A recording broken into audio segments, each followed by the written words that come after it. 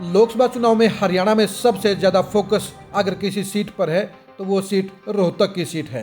Rohtak seat के लिए हर कोई ये जानने के लिए बेकरार है कि 2024 के लोकसभा चुनाव में वहाँ का परिणाम क्या रहेगा।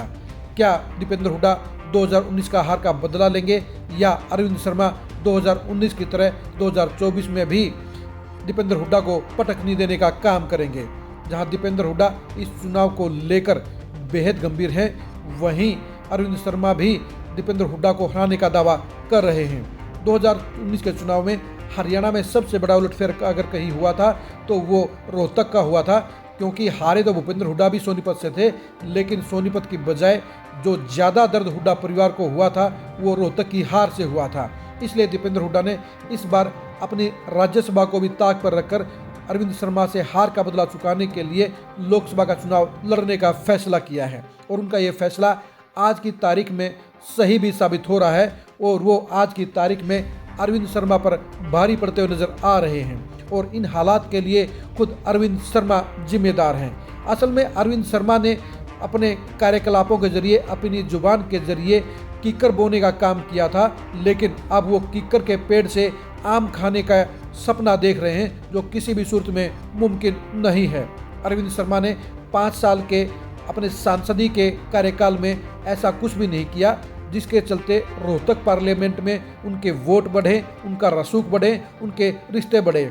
सबसे पहली बात तो यह है कि अरविंद शर्मा ने 5 साल के दौरान बीजेपी के तमाम बड़े नेताओं से पंगे लेने का काम किया। उनका मुख्यमंत्री मनोहर लाल खट्टर के साथ 36 का आंकड़ा रहा, तो पूर्व मंत्री मनीष ग्रोवर के साथ भी उनका 72 का रिश्ता रहा।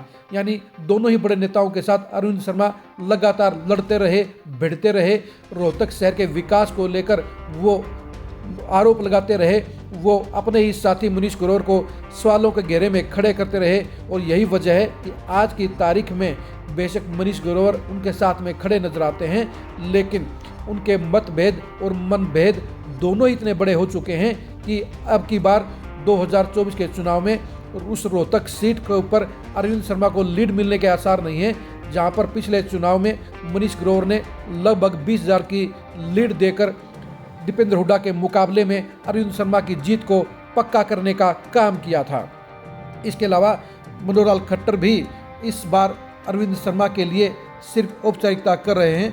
खट्टर साहब के साथ बिगड़े हुए रिश्तों के कारण ही आज की तारीख में उनके लिए वो जोर नहीं लग रहा है जो 2019 के चुनाव में लगा था। सच्चाई ये भी है कि अरविंद शर्मा को बीजेपी ने मजबूरी के कारण ही रोहतक से टिकट देने का काम किया था, क्योंकि ये चर्चा फैल गई थी कि अगर अरविंद शर्मा का टिकट काटने का काम किया गया तो वो मनोहर लाल खट्टर के खिलाफ करनाल से कांग्रेस के प्रत्याशी बन जाएंगे और वो वहां पर मनोहर लाल खट्टर की खाट खड़ी करने का काम करेंगे।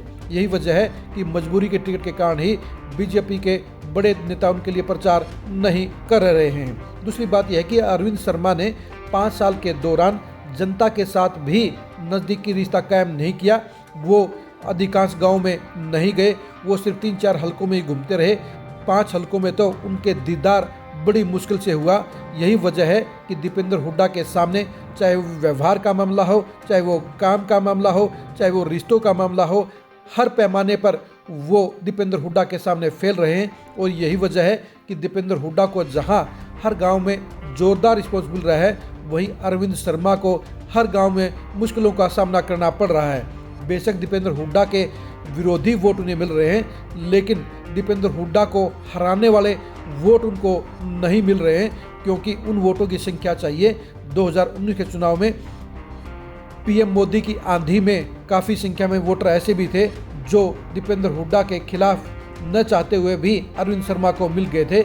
लेकिन इस बार हालात ऐसे नहीं हैं। दीपेंद्र हुड्डा का हर समर्थक इस बार इस बात की कसम खा चुका है कि अरविंद शर्मा को हराकर हिसाब बराबर करना है। यानी एक तरफ जहां पर दीपेंद्र हुड्डा की टीम पूरे दिन रात एक करके पूरे करंट के साथ काम कर रही है, तो वहीं पर अरविंद शर्मा के साथ में काम कर रहे बीजेपी के नेता भी सिर्फ फॉर्मेलिटी कर रहे हैं, क्योंकि उन्हें पता है कि अरविंद शर्मा ना कल उनका था, ना आज उनका है और ना कल उनका रहेगा। क्योंकि अरविंद शर्मा का व्यवहार और कार्य दोनों ही ना तो जनता की कसौटी पर खरा उतरे और न ही बीजेपी के नेताओं के साथ में भी अरविंद शर्मा के रिश्ते मधुर रहे। यही वजह है कि इस बार चुनाव में जहां दीपेंद्र हुड्डा का पलड़ा भारी नजर आता है तो वहीं पर अरविंद शर्मा की किश्ती डूबती हुई नजर आ रही है। 2024 के लोकसभा चुनाव में अरविंद शर्मा और दीपेंद्र हुड्डा के बीच होने वाले घमासान के परिणाम को जानने के लिए आप खरी खरी न्यूज़ के साथ बने रहिए। दीपेंद्र हुड्डा और अरविंद शर्मा की अच्छाइयों और कमियों को जानने के लिए भी आप खरी खरी न्यूज़ के साथ बने रहिए। रोहतक पार्लियामेंट के 9 हलकों के समीकरणों को जानने के लिए भी आप खरी खरी न्यूज़ के साथ बने रहिए। आप हमारे फेसबुक पेज को फॉलो कीजिए, आप हमारे यूट्यूब चैनल को सब्सक्राइब कीजिए। नमस्कार।